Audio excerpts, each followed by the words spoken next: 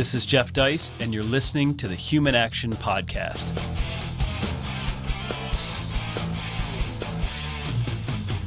Ladies and gentlemen, welcome back once again to another episode of the Human Action Podcast. I've really been looking forward to this one. I have for really a couple years now been hoping to and planning on covering Murray Rothbard's two-volume, albeit truncated, An Austrian Perspective on the History of Economic Thought. So this is one of the last things he completed in life. It's really a fascinating survey of economics as a field and as a profession over several centuries. And it's not a book that I was particularly familiar with prior to coming to the Mises Institute, but I'm glad I am now. And so I know we have talked about covering it. I know we've also talked about covering Adam Smith's Wealth of Nations. So maybe this survey will be a springboard for that. But I thought there'd be no person better equipped to be my guest, to be our professional economist on the show this week than our own Dr. Patrick Newman, who, of course, many of you know as not only a professor of economics, but also a fellow here at the Mises Institute.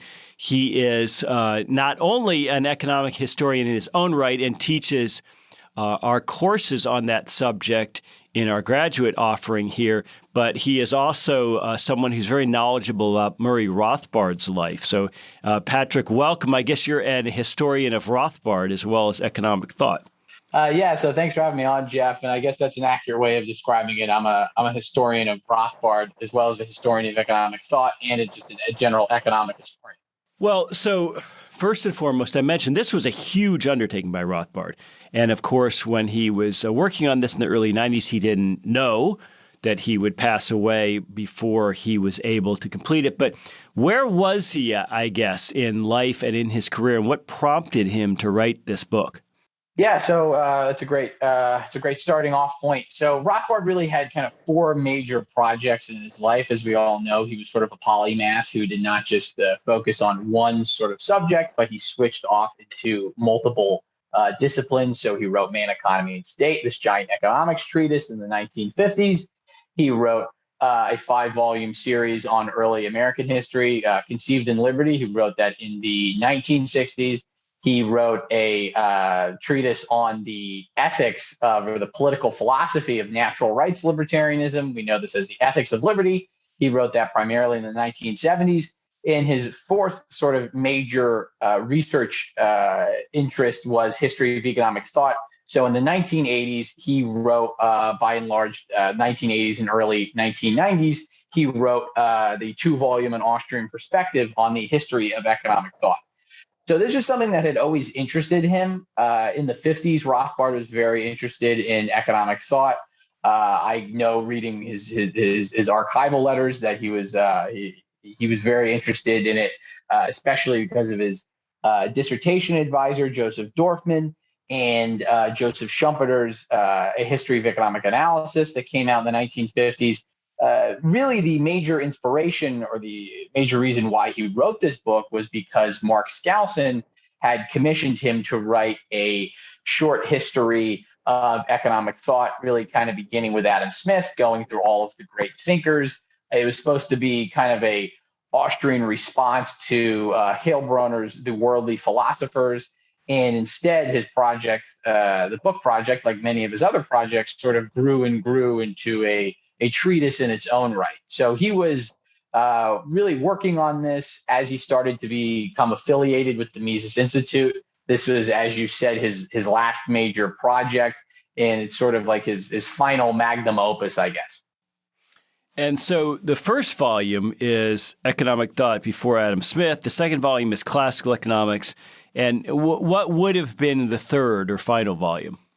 So the third volume was supposed to, so unfortunately Rothbard did not, obviously we know he passed away unexpectedly, so he did not finish the third volume, which was supposed to analyze the development of economic thought from the marginal revolution of 1871, Karl Menger, Leon Walras, William Stanley Jevons, up to basically the World War II period, which is really when Rothbard was studying economics. So that was kind of the third volume that he was supposed to write in the mid 1990s, but unfortunately he was not able to. Now, we'll link to this book. We, meaning the Mises Institute, we publish this, the 2 volumes, each in hardcover, and sell them at a good price. But it was originally intended to be published by Edward Elgar, and a lot of our academic listeners will know that as a big academic publishing house. They have the copyright 1995. Do you know how it came to be that Rothbard was, I guess, commissioned in a sense, or had chosen them as a publisher? So that's a great question. So as I mentioned, he was supposed to write kind of a shorter book, and the project grew bigger and bigger. And basically, by the early 90s, he was trying to find an academic publisher, because it's literally like 1,000 pages on the history of economic thought. It's not exactly something you would pick up at an airport bookstore. So he was searching around for an academic publisher. And from what I've read in the archival, in the Rothbard archive, so his private letters and correspondence, because he did speak with the Mr. Edward Elgar. Edward Elgar was interested in his history of economic thought. The expectation Rothbard would complete it, so it would be a 3-volume series, so it would be all inclusive. And I believe it was a favorable, at least, recommendation by Mark Plough, who was a prominent historian of economic thought, that at least caused them to express interest.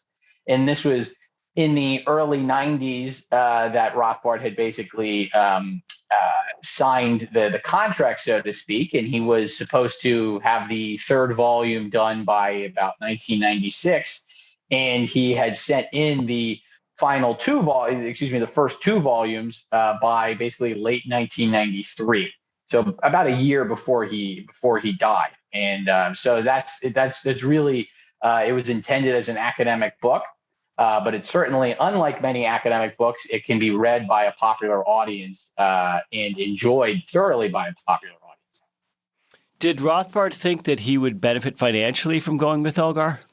I believe so. That was at least his goal. I mean, he wanted to get a publisher, and he was going to get royalties after, I believe, the financial arrangements were made with Mark Skousen. I guess when any sort of payments that had to be made after the changing book project. But yeah, that was his goal. I think he wanted an academic publisher for this because it was an academic work. And someone that would publish it basically without requiring too stringent of editorial cuts. So if you wanted to get like a mass publisher, something like if he published where he published For New Liberty, then naturally the book would have to be significantly cut. Really, the interesting major kind of change in the book was that originally Adam Smith, the whole chapter on Adam Smith which is in volume 1. It's kind of the final chapter. It might be the penultimate chapter in volume 1. That was supposed to be in volume 2. But then the book lengths would have been too different. So Rothbard just simply sort of moved it over. But I believe his goal was to have a major, an academic publisher with his work, and that would just help one with just the CV and also his perception. The reception.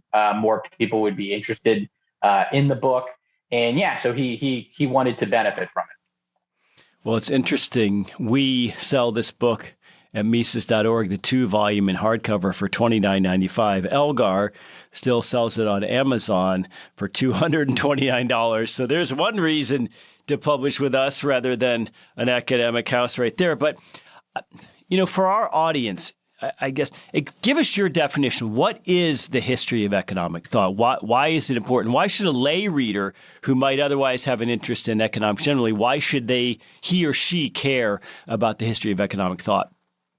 Right. So it's a great question. So the history of economic thought is basically how economic ideas develop. So who were the important theorists who had developed classic economic ideas? So we think about something like specialization, the law of comparative advantage, and so on. And why is this important?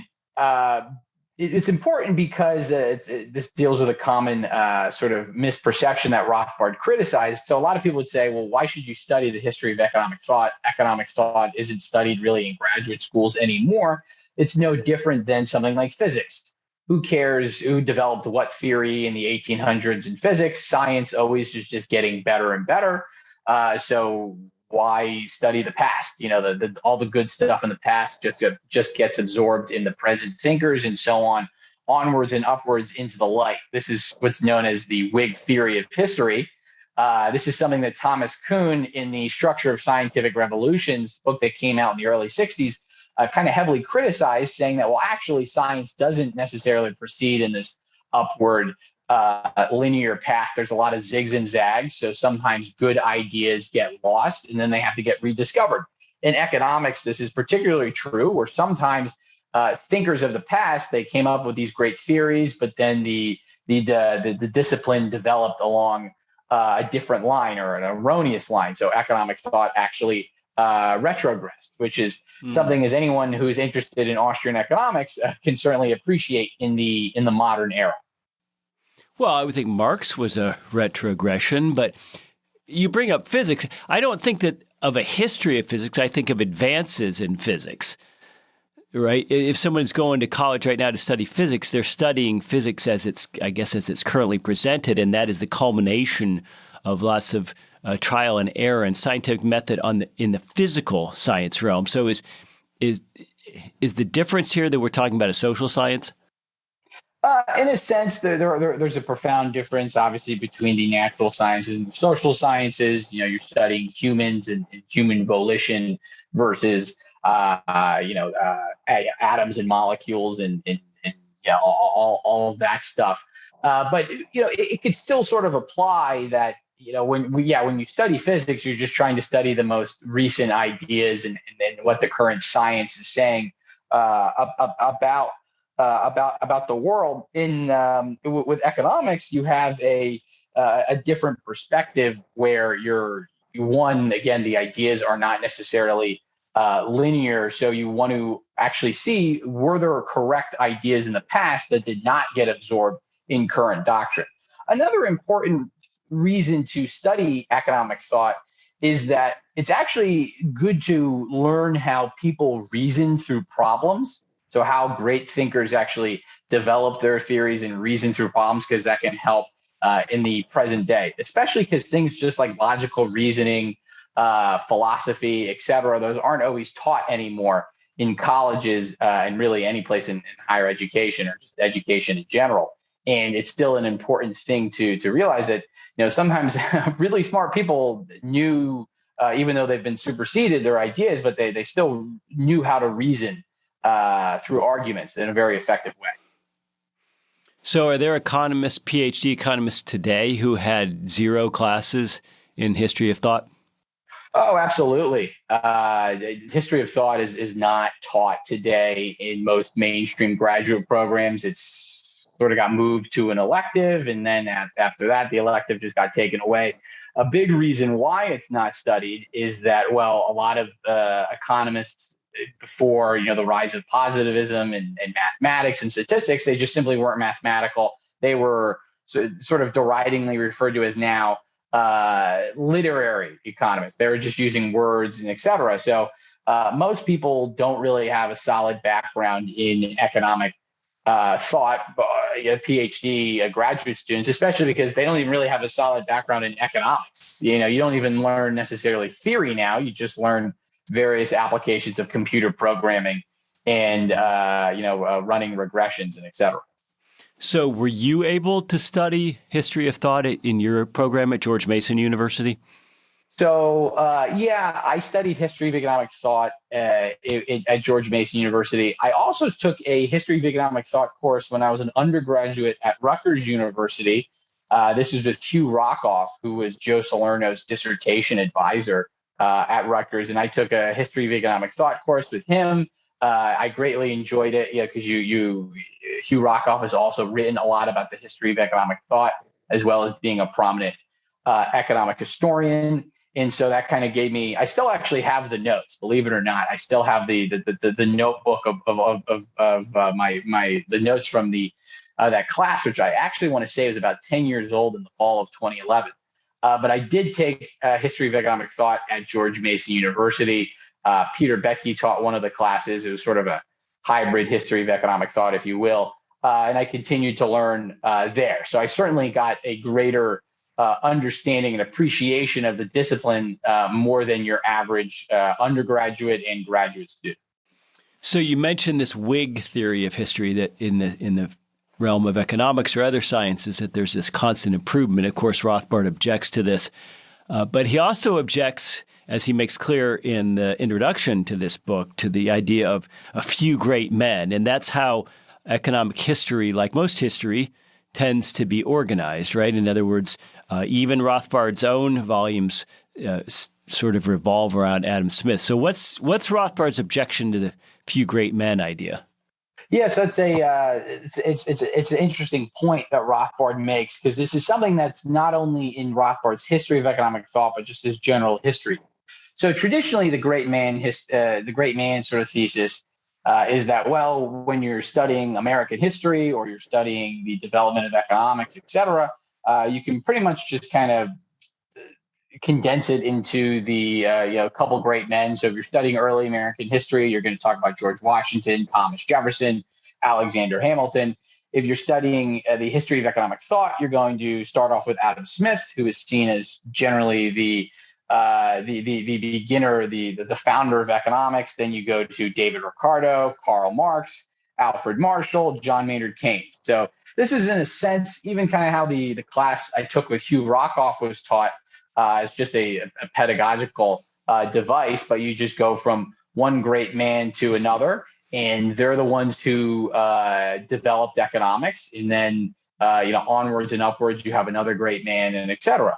And Rothbard's criticism of this, not only in history of economic thought, but also economic history, was that, well, this isn't actually how ideas developed. There were a lot of lesser known figures who contributed various ideas that great thinkers got ideas from, or they criticized great thinkers and caused them to revise their ideas. People who pioneered in various theories that were forgotten, or they just got overlooked. And so they kind of, lived in obscurity and they died, only to be rediscovered by someone 100 years later. Rothbard was very influenced in this approach by his mentor, his dissertation advisor at Columbia University, Joseph Dorfman, who wrote a sort of a magisterial 5-volume history of economic thought called The Economic Mind in American Civilization. And this is a book series that really influenced Rothbard. He dedicated his history of thought to Dorfman as well as Mises, I believe. Mm-hmm. And in Dorfman's work, he basically goes through a lot of obscure thinkers in American in American economic thought who developed, who had various ideas and how they corresponded, et cetera. And that's actually just the empirically accurate way, just its empirically accurate way of how a doctrine developed. So Rothbard was very against that. I think part of that might also be, he wasn't viewed in his time as a great man. Certainly he was not seen as one of the leading economists of his generation, unjustly, in my opinion. And, he thought he was contributing important ideas. And so naturally, there were other people like him in the past who were overlooked by the profession. Well, Patrick, please tell me in 100 years, we're not going to include Samuelson and Paul Krugman as in this great men pantheon. Please tell me that. I hope the names Paul Krugman and Paul Samuelson, they're long forgotten in 100 years. But we can only hope in the pantheon will be replaced by Austrian economists then by that time. Well, I'd like to get some of your comments on a few of the foundational texts in this area. Obviously, you mentioned Schumpeter's History of Economic Analysis, which I think Rothbard mentions. More recently, we have, I'm just thinking out loud here, we have the Milton Friedman, Anna Schwartz book, which is more a monetary history of the U.S. We have, right here in Auburn, our great friend Bob Eklund and Bob Aber, who is in Louisiana, I believe, wrote which is now in the 6th edition, A History of Economic Thought and Method, which is a really excellent survey book that I happen to own. Talk a little bit about these books, some others that I'm missing. Yeah. So one, if you think about a big one that influenced Rothbard was Joseph Schumpeter's A History of Economic Analysis. That book came out, I want to say, in about 1954. And it's very similar, actually, to Rothbard. Schumpeter started a history of economic thought, turned into this giant treatise. He died before he could finish it. And then his wife basically kind of pieced together some of his notes and et cetera to get it in a finished book form. And Joseph Schumpeter, similar to Rothbard, goes through all of the economists, not just Adam Smith. Rothbard is very influenced by Joseph Schumpeter's work. He doesn't agree with everything he says or his general perspective. Schumpeter is often lumped in with the Austrians, but he's kind of more of a Walrasian in terms of his actual economic theory. And so a couple of the things in this book that Rothbard is really influenced by is that one, Schumpeter argued that the Scholastics were really sort of precursors to the Austrian school, and that Adam Smith kind of put economics on the wrong track. Now, Rothbard really takes Schumpeter's argument about Smith and he amplifies it, but Schumpeter was one of the first to really he wasn't really one of the first, but he was one of the major figures in the mid 1900s to criticize Adam Smith on this point. I think I'd always be interested to see if Ludwig von Mises ever read Schumpeter's work. I don't know if he did. That might have just been because of personal animosity between them. But regardless, Rothbard is very influenced by Schumpeter's work. And in many ways, Rothbard's book is kind of almost a commentary or an extension of Schumpeter's work. In terms of just economic thought, there is the Heilbronner book, The Worldly Philosophers, which is really kind of a popular book. It came out after Schumpeter's work, and it just kind of goes through the great men. And again, it's written, I guess you could say, from a leftist perspective. And he criticizes Adam Smith for his free market ideas and so on. Keynes was great and all of that stuff. And Rothbard's book was originally supposed to be kind of a response to this. So to show that the free market economists were actually not just sort of ideologues, et cetera, and all of that stuff. In terms of the Eklund book, A History of Economic Theory and Method, I have that book. That's a great book. It's just a standard, a textbook on the history of economic thought. It goes through various thinkers and the ideas that they came up with and all of that. And it's, they've got a very exhaustive bibliography. And it's unfortunate, because obviously a lot of their book deals with economic thought after the Marginal Revolution. It's unfortunately Rothbard did not get around to write about that in any extensive length. And then I guess another history of economic thought book it's very important is the Mark Blaud book, Economic Theory in Retrospect. And this is a more advanced history of thought in that what he does is he goes through each of the major thinkers. It's gone through several editions as well. It goes through each of the major thinkers, and he tries to describe their theory using modern neoclassical price theory. So explaining Adam Smith's sort of labor theory or value, or what some people have called the labor theory of value, using mainstream price theory and et cetera, and going through each of the thinkers and so on. Those are some of the main history of economic thought books that have really, stood the test of time, so to speak. And it's not just a history of economic thought on a specific topic, but it really goes through all of the major thinkers. Well, I want to mention to our audience who's listening is we have this book available free online, a beautiful PDF format. We don't have it in HTML because Elgar owns that, but we have it in a PDF format. So you can read this book if you're interested as I go through it over a series of shows. I think Patrick will do about 4 shows on this book, maybe if you'll be willing to do another show or two. Oh, absolutely. So, we'll link to that PDF. So I don't want people to think that they have to buy it and wait for it in physical form. They can be reading along and checking it out. It's really a zesty read.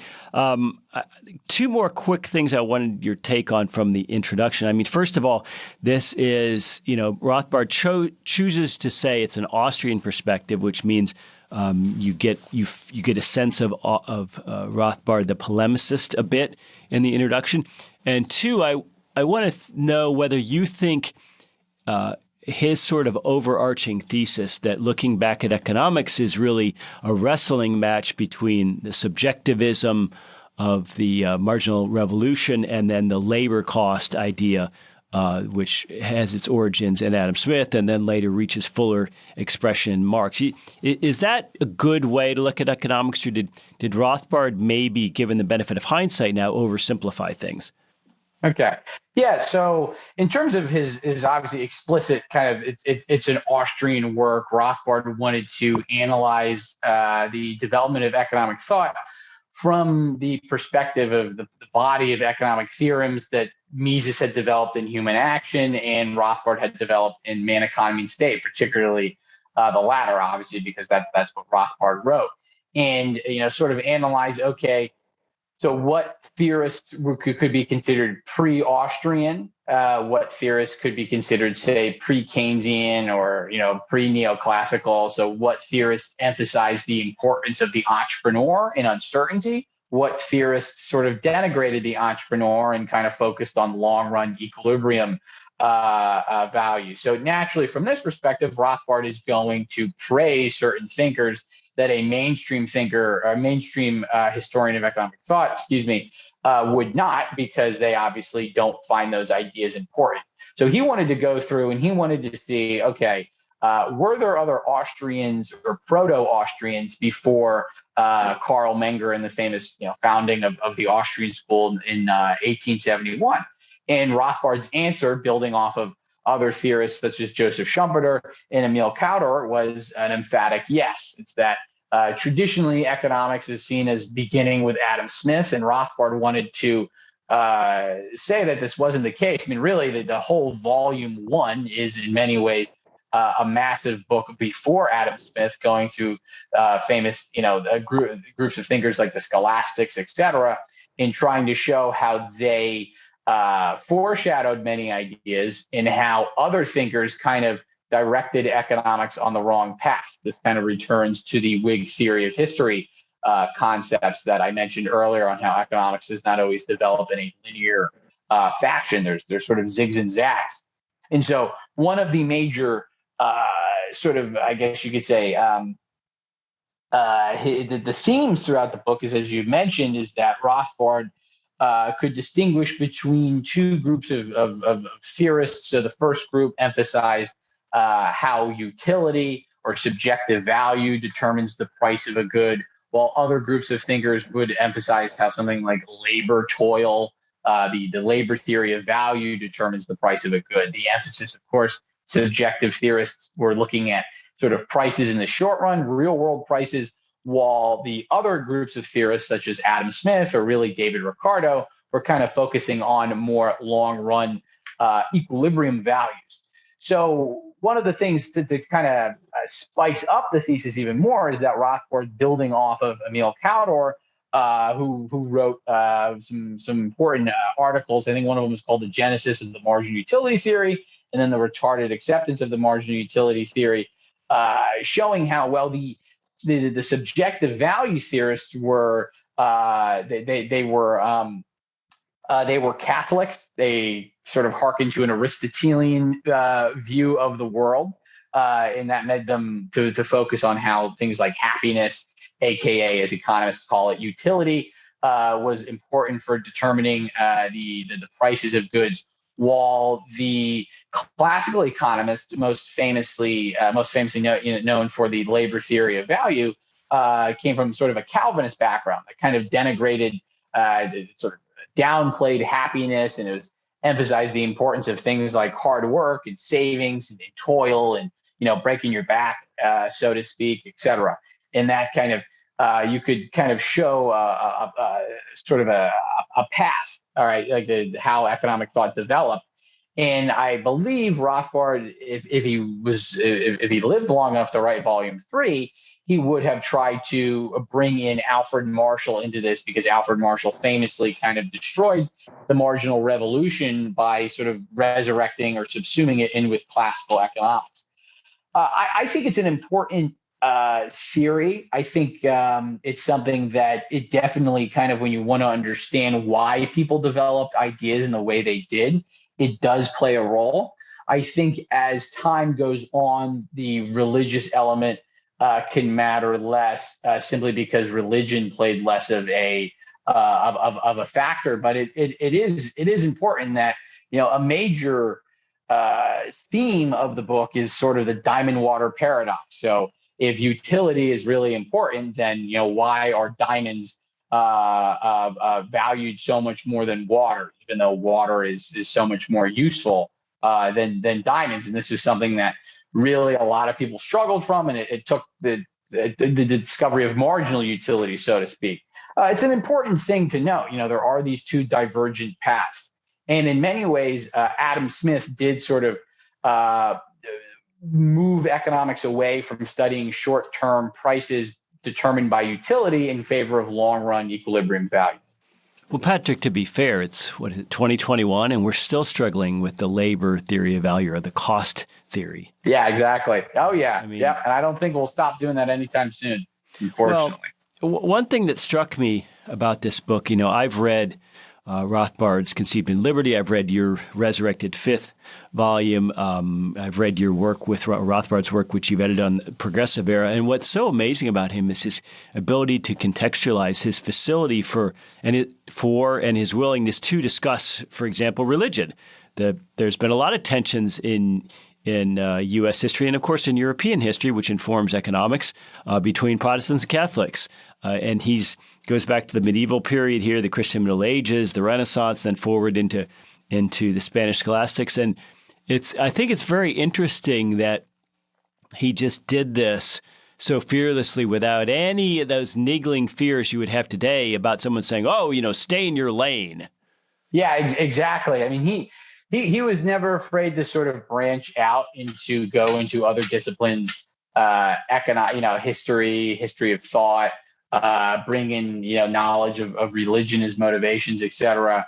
I believe in one of the forewords to his books. I think egalitarianism is a revolt against nature. In other essays, he sort of talks about this, where people said, "Now, why don't you just stick to economics, so to speak?" Mm-hmm. And that Rothbard realized the bigger picture is actually, he always wanted to develop what he called sort of a science of liberty, in that actually all of these disciplines are related. Economics is tied in with philosophy and history and political science, et cetera. That's why it was originally called political economy, which I think in many ways is a very nice way of describing it. It shows how a lot of these social sciences are related. And yeah, Rothbard didn't, he didn't just stick to economic theory. He looked into the history of economic thought. In doing so, he also brought in a lot of stuff about religion and other sorts of motivating factors that, do play a role in determining what people in the real world thought, not just hypothetical people in, laboratory experiments or just, et cetera.